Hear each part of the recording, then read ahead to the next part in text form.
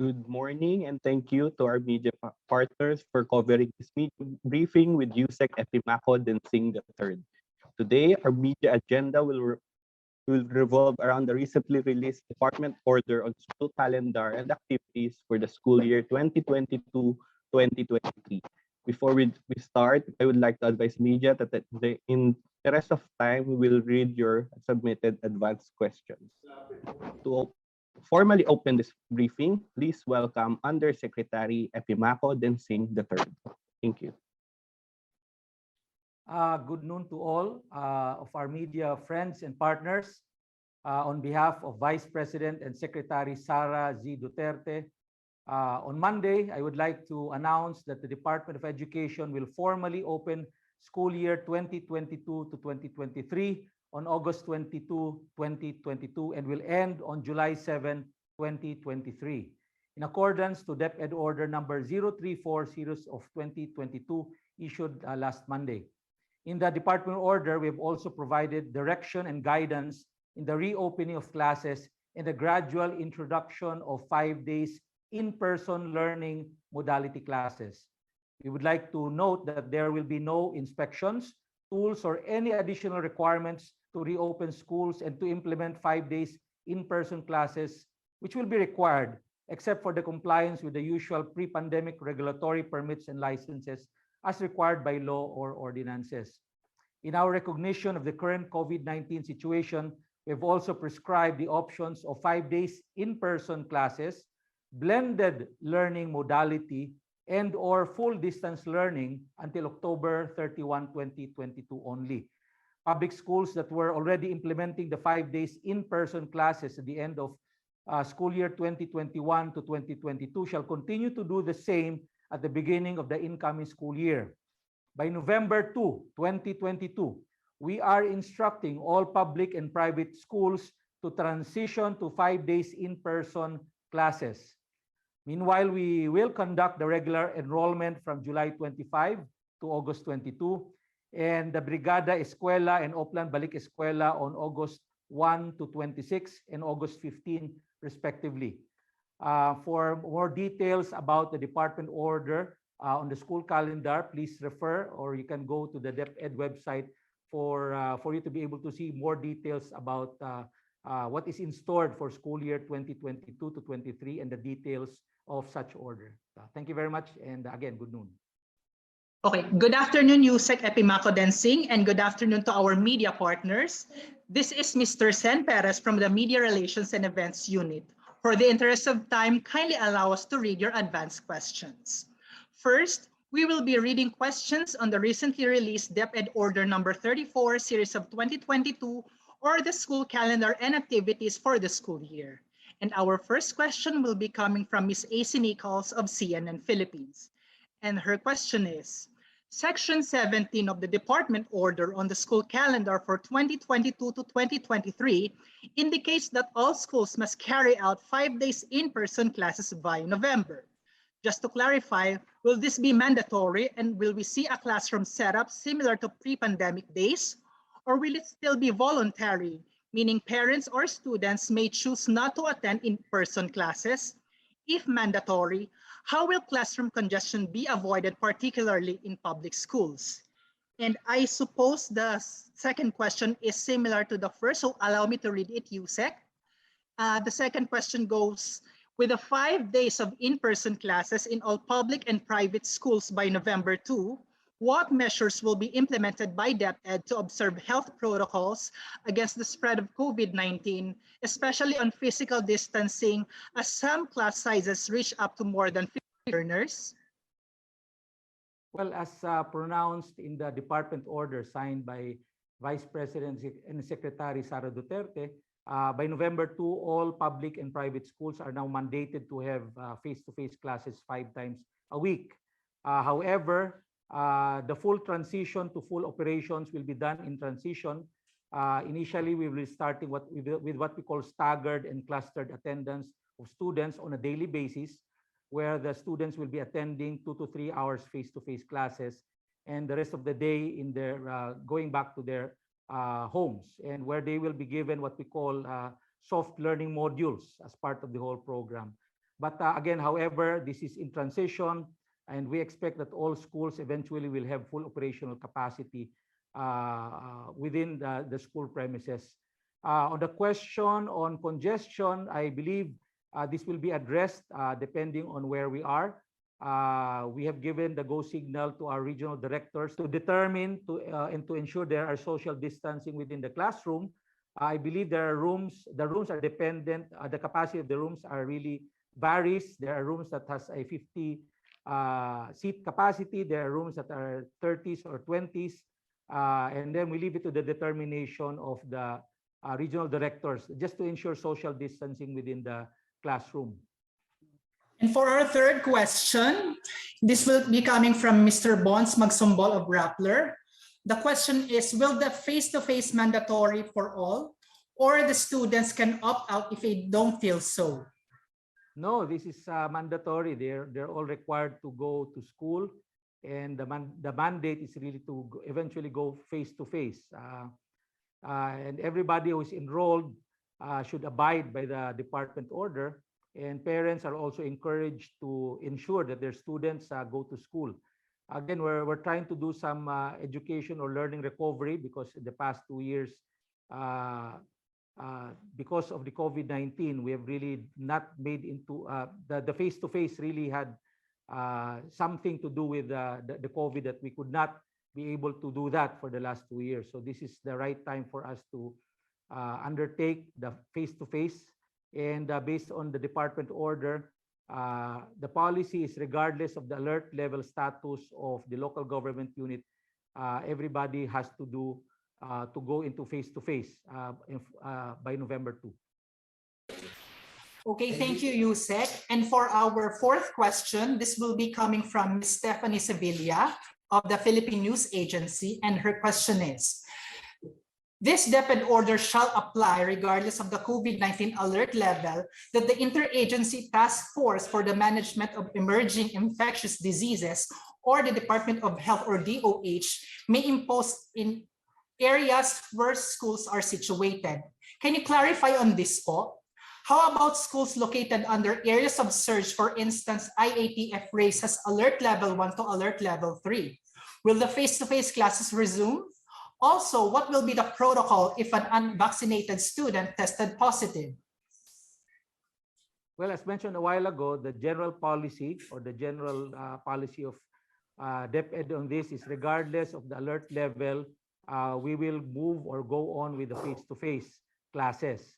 However, we will now leave it to the Interagency Task Force for Management of Emerging Infectious Diseases, that if there is such a surge, and the Department of Health would recommend eventually that we go to that we cease to do the face-to-face classes during the surge, we will just follow the decision of the IATF. So this is, again, as I mentioned, this is something that we have to do right now, moving forward for purposes of making sure that we go back to the usual learning process of the students, as at least in the level of K to 12 levels. Okay, thank you, Usec. And for our fifth question, this will be coming from Ms. Joyce Balancha of ABS-CBN. And her question is, just interviewed Cocopea, and they are asking DepEd na sana po maging open sila sa option to retain blended modalities as options, since maraming parents are not comfortable sending their children to schools. The Vice President has already responded to the letter of Cocopea. And in the response of Vice President and Secretary Sara Duterte, she mentioned that in the meantime, until the start of the classes until November 2, again, as mentioned, they have the option to go 5 days of in-person classes. The second option is for them to have blended learning modality, meaning they can go 3 days in-person classes and 2 days of distance learning, and eventually or slowly moving themselves to 2 days in-person classes and 3 days distance learning. Then eventually full, and another option is online distance learning or full distance learning. But again, those three options are applicable from the start of the classes until October 31, 2022. But again, by November 2, 2022, as per department order, they will have to do face-to-face classes. In other words, they will have that transition period to be able to ensure that the health safety protocols will be put in place before full face-to-face classes are made or implemented by November 2. Okay, thank you, Usec. And for the sixth question, this will be coming from Mr. Mark Makalalad of DZBB. And the question is, Alliance of Concerned Teachers said that urgent requisites should be met for a safe 100% face-to-face classes. Kasama rito ang double school maintenance and operating budget, employment of additional teachers to be able to implement the ideal class size of maximum of 35 students, and employment of nurses and utility personnel for every school. Alin sa mga ito ang matutugunan ng DepEd? Paano matitiyak na ligtas ang face-to-face classes sa November? Well, una sa lahat, magpapalabas tayo ng karagdagang budget, no, na inaprubahan ng DBM for 2022. Magkakaroon ng karagdagang budget na ibababa po sa ating mga rehiyon para po madagdagan yung mga pangangailangan ng ating mga eskwelahan para ho masigurado ang maayos na pagpapalakad ng ating mga eskwelahan kahit meron pa po tayong pandemic. So binibigay na po natin sa ating mga regional directors kung paano nila gagamitin itong karagdagang budget sa ating mga eskwelahan. At kasama na rin po ang mga sosyo na yan na binanggit ng ACT. At again, ito po yung nakadepende sa ating regional director kung yun po ang mga pangangailangan ng ating mga eskwelahan sa pagpapatakbo ng ating mga paaralan ngayong panahon ng pandemya pa. Okay, now we will be proceeding to questions related to DepEd's budget review. And for the seventh question, it will be coming from Mr. Neil Alcober of Daily Tribune. And his question is, how much is the proposed budget for school year 2022 to 2023? Which program of the department has the biggest chunk of the budget? Well, hinihingi po natin for 2023 is 800 billion, no? So pero ito po ay pag-uusapan pa together with DBM. Hopefully makuha natin yung buong budget. Gusto natin sabihin sana na gusto natin sundin ng ang UNESCO, pananaw ng UNESCO na dapat at least 15% ng pambansang budget ay inilalaan sa edukasyon or 4 to 6% spending based on the country's gross domestic product. So itong gusto nating pananaw, pero ang malaking portion pa rin ng ating budget ay mabigyan ng tamang kompensasyon yung ating mga guro. So again, the bulk of the budget is really still on spending for our teachers. Okay, thank you, Usec. And for our eighth question, this will be coming from Mr. Janvic Matei of the Philippine Star. And his question is, regarding budget review, what will be the priorities of the DepEd under VP Sara in terms of the present budget and the proposal for next year? The VP Sara or Secretary Sara Duterte mentioned, and it's very clear to her, that the major investment should be ensuring that our learners improve in their standards. Quality education is key. And part of this is really also to improve the teaching standards or investing in the training and upgrading the standards of our teaching personnel, specifically our teachers. So these are the two major investment that the DepEd will do for the next 6 years. And hopefully we improve the quality of our education, accessibility to everybody, and of course resiliency to ensure the strong educational standards. And of course we want to make sure that we have quality students who will graduate from our basic education. Okay, for our last question, Usec Densing, meron din po tayong question dito about our official statement which was released earlier. Here po yung question ni Ms. Jane Bautista of Inquirer. How is DepEd planning to hold the perpetrators accountable in the alleged sexual abuse cases at the Philippine High School for the Arts? What reforms will be implemented to ensure that such abuses will not take place in educational institutions, not only in PHSA, but in other schools as well? Well, with regard to the PHSA issue, Vice President Sara Duterte immediately wrote the NBI and requested them to do a thorough and comprehensive investigation of what had happened or the alleged happenings of sexual abuse and physical abuse at the PHSA. We've already also dispatched our child protection unit and child rights education desk to also look into the situation and to verify whether or not or how true the allegations are. And more importantly, the school itself, the PHSA has already made their own moves to ensure or to investigate and ensure that such incident, if it really had happened, shall not be repeated again. And all our regional directors have been made aware of this, and most probably they will be issuing certain directives down the line to ensure that such happening will not happen in the schools where they are governing within the region. Okay, I think that's all the questions, Usec Densing. Pwede po mag-follow up, Usec? Marian Enriquez from TV5. Sige, last Thank you. follow-up. Usec, I understand that you kept on mentioning po mandatory ng face-to-face classes sa lahat ng schools, private or public, by November 2. Pero po, yung group of private schools, even nga Kokopea, were actually opposing po itong mandato na to, even beyond November 2, kasi napaghandaan na po nila ay hybrid, with the parents, na hindi sila full face-to-face classes po for the school year. Ano pong mensahe niyo po sa mga schools and lalo na sa parents po na may mga agam-agam when it comes to full face-to-face po? Well, right now, again, as I've mentioned, Vice President Sara has already responded to their query on whether or not they can continue with the hybrid learning modules. But again, the directive and the policy right now is to, again, go back to full face-to-face. I believe from today until October 31, they will have enough time to be able to prepare their health protocols and school or classroom infrastructure requirements to ensure that there's safety and protection of the students during the whole time that the face-to-face will now be implemented starting November 2. I believe we go on from there.